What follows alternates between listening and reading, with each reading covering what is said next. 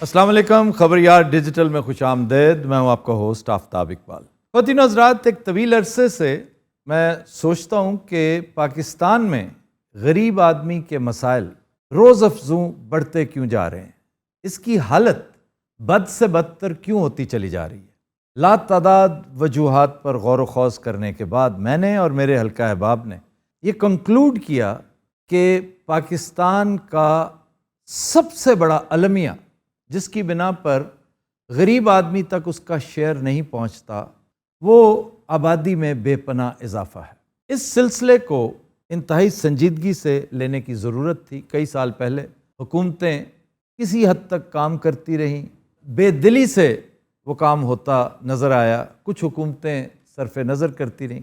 بہرحال ہم نے اسے سنجیدگی کے ساتھ ڈسکس کرنے کا بیڑا اٹھایا۔ گزشتہ دنوں ایک پروگرام اوپن مائک کیفے میں وہ کیا، اس پر لاتعداد دوستوں نے تعریفیں بھی کیں اور بے شمار تنقید بھی فیس کرنا پڑی، جس کا ہمیں پہلے سے اندازہ تھا۔ لیکن آج کی یہ گفتگو اس سلسلے کی دوسری کڑی ہے، جس کا مطلب یہ ہے کہ ہم نے ڈائلاگ کا آغاز کر دیا ہے۔ نہ تو یہ کوئی وضاحت ہے، نہ یہ کسی قسم کی کوئی ہٹ دھرمی ہے کہ ہم نے تو کرنا ہی کرنا ہے، ہم نے تو کہنا ہی کہنا ہے، تم کر لو جو کرنا ہے۔ نو، ناٹ ایٹ آل۔ ہم سب کے سب، کم از کم میں اور میری ٹیم، ہم بہترین سٹوڈنٹس ضرور ہیں۔ ہم کوئی عالم والم ہونے کا نہ تو کبھی دعویٰ کرتے ہیں اور نہ کر سکتے ہیں، لیکن سٹوڈنٹ وہ جو سوال کرتا ہے۔ ایک سٹوڈنٹ ہوتا ہے جو ڈمی بن کے بیٹھا رہتا ہے کلاس میں اور نمبر بہت زیادہ لیتا ہے۔ ہم جیسوں کے نمبر سب سے کم آتے ہیں، لیکن سوال بھی ہم سب سے زیادہ کرتے ہیں۔ یہ تشنگی چونکہ موجود تھی، اس لیے ہم نے آغاز کیا ایک سلسلے کا، تاکہ چیز کو کنکلوڈ کریں۔ اس کے بعد مزید سینسٹیو ایشوز کو بھی دھیرے دھیرے ڈسکس کرنا شروع کریں گے، اور مقصد صرف اور صرف یہ کہ یہ ان ٹچبل موضوعات نہیں ہیں، ان کے اوپر گفتگو کر کے ہم کم از کم ایک سلسلے کا آغاز کر سکتے ہیں۔ اور پاکستان بھرا پڑا ہے اسکالرز کے ساتھ، اور اسکالر صرف علماء کرام، علماء دین ہی نہیں، علماء دین اپنی جگہ پر، اینتھروپولوجسٹ، سائیکالوجسٹ، سوسیالوجسٹ، یونیورسٹیاں بھری پڑی ہیں۔ ہم ان سب سے گزارش کریں گے ایک ایک کر کے کہ پروگرام میں تشریف لائیں۔ آج علامہ ضیاء اللہ بخاری صاحب تشریف لائے ہیں۔ میں بہت شکریہ ادا کروں گا دل و جان سے علامہ صاحب آپ کا۔ اب اس پروگرام کے میں سیاق و سباق، اس کی کوئی ڈیٹیل آپ کو بتا دوں، کیونکہ میرے پروگرام کا، میرے شو کا ایک سٹائل ہے جو آپ اچھی طرح جانتے ہیں کہ میں انتہائی سنجیدہ چیز بھی ہلکے پھلکے انداز میں کرتا ہوں، ساتھ تھوڑا سا کامیڈی کا عنصر ضرور رکھتا ہوں تاکہ میس اٹریکشن ہو، لوگ یہ نہ سمجھیں کہ یہ صرف ٹاکنگ ہیڈز ہیں، بیٹھ کے گفت و شنید کرتے ہیں اینڈ دیٹس اٹ۔ تو اس پروگرام میں کچھ 2-3 باتیں ایسی ہوئیں جو آپ جانتے ہیں کہ جب آپ 1 گھنٹے کا پروگرام ریکارڈ کرتے ہیں، اسے چھوٹا بنانے کے لیے، اس کو کنڈینس کرنے کے لیے بعض سرے آگے پیچھے ہو جاتے ہیں، وہ نہیں ملتے۔ نہ کہیں کسی جگہ یہ مقصود نہیں ہوتا کہ کسی مذہبی شخصیت کو یا مذہبی بات کو یا ایک دلیل کو یا ایک روایت کو یا ایک نظریے کو، ایک مسلک کو نیچا دکھایا جائے، سوال ہی پیدا نہیں ہوتا۔ یہ میرے جیسے لوگ تو کبھی سوچ بھی نہیں سکتے۔ آپ سے بنیادی گزارش یہ ہے اس لمبی چوڑی تمہید کے بعد کہ کیا آپ سمجھتے ہیں کہ اس دور کی روایات، وہ احادیث جن میں کثرت اولاد کا تذکرہ ہے، رزق کی فراہمی، رزق کا وعدہ اللہ تعالیٰ نے کر رکھا ہے، اس میں 2 رائیں ہو ہی نہیں سکتی۔ آپ مجھے یہ بتائیے کہ جو صحیح احادیث، تمام روایات، کیا ان کا مقصد ایگزیکٹلی وہی تھا جو اس دور میں آج بھی وہ منطبق ہوتی ہیں؟ آپ کی بنیادی ٹیک فیملی پلاننگ کے حوالے سے، آبادی کو کنٹرول کرنے کے حوالے سے کیا ہے؟ آفتاب بھائی، سب سے پہلے میں آپ کی انتہائی شکر گزار ہوں کہ آپ نے ایک انتہائی اہم فورم پر مجھے اظہار خیال کا موقع فراہم کیا، اور یقیناً بڑی آپ نے ایک سنجیدہ گفتگو کا آغاز کیا ہے۔ جہاں تک تعلق ہے فیملی پلاننگ کا، ہم دین اسلام کے حوالے سے بات چکے کر رہے ہیں۔ اسلام کے 2 حصے آپ کہہ سکتے ہیں، ایک ہے مذہب جس میں ہماری نماز ہے، روزہ ہے، زکوٰۃ ہے، حج ہے، اس طرح کی چیزیں۔ ان میں لاجک نہیں پوچھی جاتی کہ وضو کرنا ہے، کیوں کرنا ہے، اس میں کیا سبب، اس میں حکمت ہے، اس میں بے شمار ہیں۔ بعض اوقات ہم ان کا ادراک بھی کر لیتے ہیں اپنے علم کے ساتھ، بعض اوقات ہمارے علم کی کمی کی بنا پر ان کے ادراک و احساس بھی ہم نہیں کر پاتے۔ لیکن ایک حصہ ہے ہمارا دین، نظام زندگی، ضروریات زندگی، حالات زندگی، واقعات زندگی 1400 سال پہلے جب حج بیت اللہ کے لیے بھی لوگ جاتے تھے سواریاں اور تھیں، آج سواریاں اور ہیں. تو یہ جو حالات، یہ دین ہے. دین میں لاجک ہوتی ہے. جب دین کا معاملہ آتا ہے نا ضروریات زندگی کا، تو وہاں جو دین رہنمائی کر رہا ہوتا ہے نا اس میں کوئی فلسفہ ہوتا ہے، اس میں حکمت ہوتی ہے. وہاں اس کو ضرورت تھی. آج دیکھیں یورپ میں کئی ممالک میں 6% نوجوان رہ گئے. اب ان کو ضرورت فیملی پلاننگ کی کیا ہے کہ وہاں پر زیادہ بچے پیدا کیے جائیں. Very true. اس دور کی یہ ضرورت تھی. اور آپ نے فرمایا نا جن لوگوں سے کہ تمہارے جیسے لوگ، وہ ہمارے جیسے لوگوں کی بات نہیں ہو رہی کہ ان کی کثرت کی بنیاد پر. واہ واہ. ہمارے جیسے لوگ تو یہ ان کی کثرت کے کیا نازا ہوں گے نبی پاک صلی اللہ علیہ وسلم. ہمارے بارے میں تو اللہ قرآن میں فرما رہا ہے وقال الرسول یا رب ان قوم اتخذوا هذا القرآن مہجورا. یا اللہ یہ میری وہ قوم ہے، میری قوم ہو کر، میری امت ہو کر انہوں نے قرآن کے اصول زندگی کو بلایا ہوا تھا. وہاں تو نبی پاک صلی اللہ علیہ وسلم یہ فرمائیں گے تو وہ صحابہ سے فرمایا جا رہا تھا، وہ اہل بیت اطہار جیسی نفوس قدسیہ سے فرمایا جا رہا تھا. اور آج دیکھ لیں ان لوگوں سے جو صاحب علم تھے، جو معاشرے کے لیے نفع بخش تھے، جو دوسروں کی خیر ہمدردی کرنے والے تھے، جنہوں نے دنیا کو بدل کے رکھا، انقلاب پیدا کیا، ان سے کہا جا رہا ہے میں تمہارے جیسے جو کثیر لوگ ہیں وہ دیکھنا چاہتا ہوں، ان پہ مجھے فخر ہوگا دنیا کے اندر بھی آخرت کے اندر بھی. سبحان تو اللہ. یقیناً اس طرح کی ضروریات ہو تو وہاں پر فیملی پلاننگ ہوتی ہے کہ وہاں کثرت سے ایسے لوگ پیدا کیے جائیں. اور جو آج ہماری ضرورت آپ بیان کر رہے ہیں کہ بچے دیکھیں کتنی تعداد میں، ہم ان کا رزق پورا نہیں کر پاتے بعض اوقات والدین. یقیناً اس میں کوئی شک و شبہ نہیں، رازق میرا اللہ ہے. مگر نبی پاک صلی اللہ علیہ وسلم نے کیا فرمایا؟ یا معاشر الشباب من استطاع منکم الباءۃ فلیتزوج فإنه اغض للبصر واحسن للفرج ومن لم یستطع فعلیہ بالصوم. اور نوجوانوں جو تم میں سے شادی کی طاقت رکھتا ہے وہ شادی کرے، جو نہیں طاقت رکھتا ہے وہ شادی نہ کرے. اس کو کیا کرنا چاہیے؟ اس کو روزے رکھنے روزے چاہیے، رکھنے. اپنے اخلاق کو پاکیزہ رکھنے. یس. معلوم ہوا کہ شادی کی استطاعت یہ تو شرط ہے. گھر بسانے کے لیے آپ کے پاس پیسہ ہونا چاہیے، آپ کے پاس علم ہونا چاہیے، آپ کے پاس خود آداب زندگی ہونے چاہیے. واہ واہ. حضرت علی المرتضیٰ کرم اللہ وجہ الکریم فرماتے ہیں ادبوا اولادکم وعلموہم الخیر. اپنی اولاد کو آداب زندگی سکھاؤ، انہیں خیر بھلائی اور اچھائی کی تعلیم دو. ہم نے دنیا میں کیسے رہنا ہے، ہمارا طرز زندگی کیسا ہوگا، یہ اولاد کو والدین نے سکھانا ہے. سب سے پہلی درسگاہ تو ماں ہے. حضرت عمر فاروق رضی اللہ تعالیٰ عنہ کے پاس ایک کیس آیا. ایک بوڑھے آدمی نے آ کر اپنے نوجوان بیٹے کی شکایت کی، یہ بڑا بدتمیز ہے، میرے ساتھ گستاخی کرتا ہے. اس کو بلا لیا عمر فاروق رضی اللہ تعالیٰ عنہ نے. امیر المومنین نے اس کو ڈانٹا، جھڑکا، تمہیں شرم نہیں آتی تیرا باپ؟ اس نے جو جواب دیا نا، وہ جواب ایسا تھا اس نوجوان کا کہ عمر فاروق رضی اللہ تعالیٰ عنہ کو معاف کر دیا. اس نوجوان کو، اس کے باپ کو ڈانٹا. اس نے کہا ذرا میرے باپ سے پوچھیں دو باتیں. ایک تو اس نے میرا نام کیا رکھا ہے؟ اس نے میرا نام اتنا حقیر رکھا ہے کہ جس کی وجہ سے میں پورے معاشرے میں ایک تماشا بنا ہوا ہوں. اس باپ کے پاس علم نہیں تھا کہ میں نے اپنے بچے کا نام کیا رکھنا. نہیں پاک فرمایا بنیادی جو حقوق ہے نا اولاد کے اپنے والدین، ان میں پہلا حق ہی ہے کہ اچھا نام رکھو. اچھا نام رکھنے سے اس کی زندگی پر، اس کی شخصیت پر اثرات مرتب ہوتے ہیں. تو اس نے کہا ایک دوسرے سے پوچھے اس نے مجھے ماں کون سی لا کے دی ہے؟ میں نے جس ماں کے ہاں تربیت حاصل کی ہے اس کا یہ رزلٹ تھا. کس نے مجھے انتہا درجے کی اجڑ گنوار ان پڑھ ماں لا کے دی ہے، جس ماں کی آغوش میں نے تربیت حاصل کی ہے. تو جب آپ نے تحقیق کی، پوچھا اس کے باپ سے، کہا جی ایسے، تو یہاں سے معلوم ہوا کہ والدین اگر ہوں اس لائق کہ وہ بچوں کو صحیح نشو و نما بھی کر سکتے ہیں، علاج معالجہ بھی کر سکتے ہیں، کھانا بھی کھلا سکتے ہیں، وہ ان کی تربیت کر کے آفتاب اقبال بھی بنا سکتے ہیں، اس طرح کے لائق بچے، اللہ ان کو 10 بچے دے، کوئی حرج نہیں.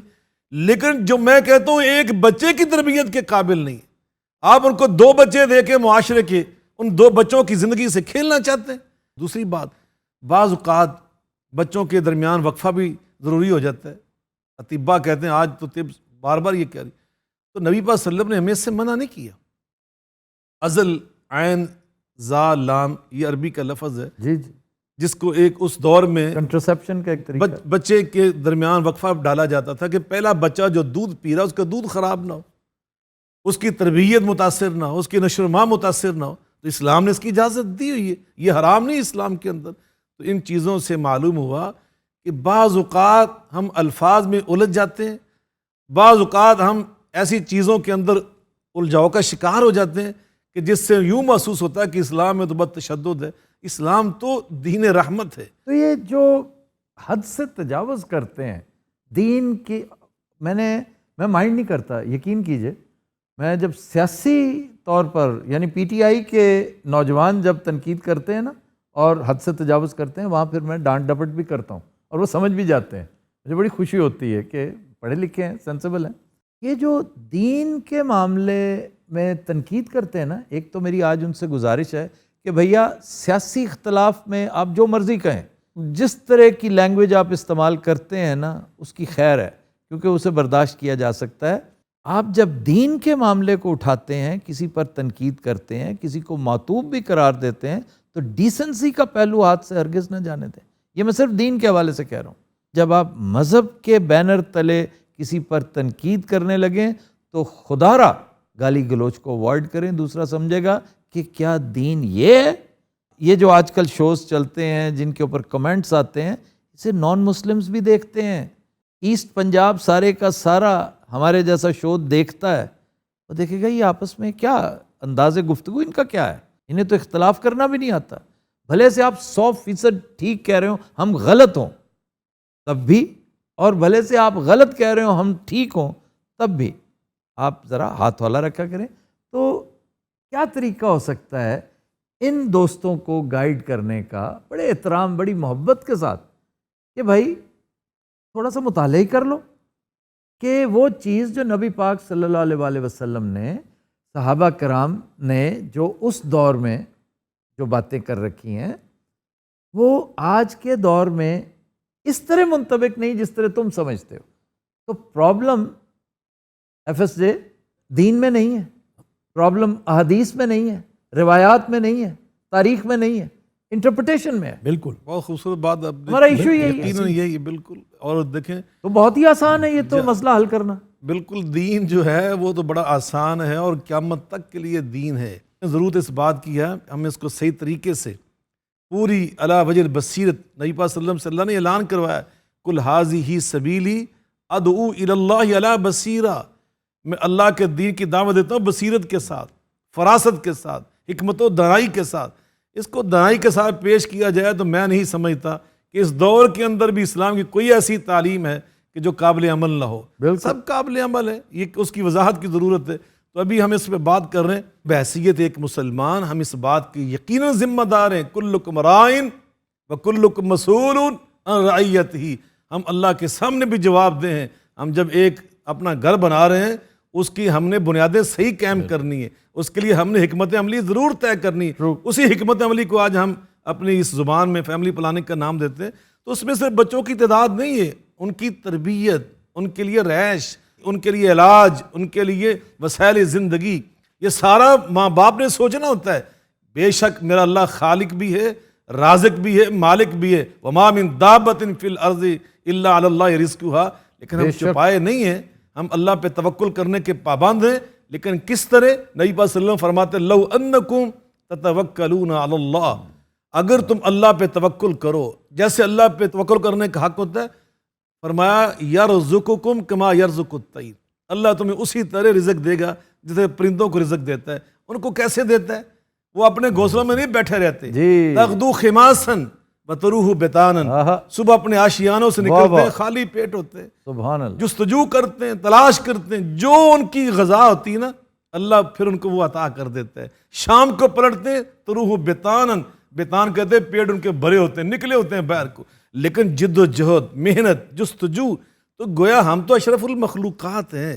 اگر وہ پرندوں کا اللہ تعالیٰ کے رسول مثال دے کے ہمیں سمجھا رہے ہیں کہ جستجو کرو، حکمت عملی اپنی طے کرو اپنے بچوں کے لیے، ان کے لیے ہم نے کیسے زندگی بسر کرنی ہے، تو یہ سارا کچھ فیملی پلاننگ کا حصہ ہے۔ ایک صحابی آیا آپ سے ملنے کے لیے دور دراز سے، تو آپ فرمایا کہ بھی کس چیز پہ آیا؟ کہا جی میں اپنے اونٹ پہ آیا تھا۔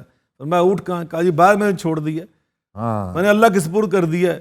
آقا علیہ السلام فرمایا اقلھا ثم توکل، جو جا کے پہلے اس کا گھٹنا باندھ کر آؤ پھر اللہ پہ توکل کرو۔ جو اللہ نے اسباب پیدا کی ہے نا، خالق الاسباب میرا اللہ ہے، ان کو اپنانا ہمارا فرض ہے، پھر اللہ پہ توکل کرنا یہ ہماری ذمہ داری ہے۔ تو یقیناً جب تک ہم اسباب جو اللہ نے ہمیں عطا کیے ہیں ان کو الگ کر دیں گے، اب بندہ دعا نہ کھایا کہ ایسے نہیں ہے، انسان شادی نہ کرے کہ بچہ ہو جائے گا، جب تک اسباب آپ اختیار نہیں کرتے نتائج اللہ پہ توکل کر کے ہم حاصل نہیں کر سکتے۔ نبی پاک صلی اللہ علیہ وسلم نے غزوہ بدر میں کیا کیا؟ جو 313 آپ لا سکتے تھے لائے آپ، جو اسلحہ فراہم کر سکتے تھے فراہم کیا آپ نے، جو اسباب تھے وہ سارے کرنے کے بعد پھر آپ نے اللہ سے دعائیں مانگی، پھر اللہ پہ توکل کیا۔ اگر نبی پاک گھر میں بیٹھ کے بھی دعا کر سکتے تھے اور آپ کی دعا کی برکت سے یہ سارا کچھ ہو بھی سکتا تھا، لیکن آقا کی سیرت مبارکہ اللہ نے ہمارے لیے نمونہ بنایا، لَقَدْ كَانَ لَكُمْ فِي رَسُولِ اللَّهِ أُسْوَةٌ حَسَنَةٌ۔ تو آپ نے پہلے اسباب سارے کے سارے وہ استعمال کیے، پھر اللہ پہ توکل کیا، اللہ سے دعائیں مانگی، اور پھر آسمان سے آواز آئی اِسْتَسْتَغِيثُونَ رَبَّكُمْ فَاسْتَجَابَ لَكُمْ أَنِّي مُمِدُّكُمْ بِأَلْفٍ مِّنَ الْمَلَائِكَةِ مُرْدِفِينَ۔ علامہ اقبال رحمۃ اللہ علیہ نے یہیں پہ فرمایا فضائے بدر پیدا کر۔ وہ فضائے بدر سے مراد کیا ہے؟ وہ سارا کچھ اسباب، جو کوشش، جد و جہد، محنت، وہ سارا کچھ کرنے کے بعد پھر اللہ کے سپرد کرو۔ فضائے بدر پیدا کر، فرشتے تیری نصرت کو اتر سکتے ہیں، گردوں سے کتار اندر کتار اب بھی، گردوں سے کتار اندر کتار اب بھی۔ تو یقیناً پہلے ہم نے یہ سارا کچھ کرنا ہے سیرت طیبہ پہ عمل کرتے ہوئے۔ نبی پاک صلی اللہ علیہ وسلم نے اپنی اولاد کے بارے میں ایک اسوہ بن کے ہمیں دکھایا، نمونہ بن کے دکھایا۔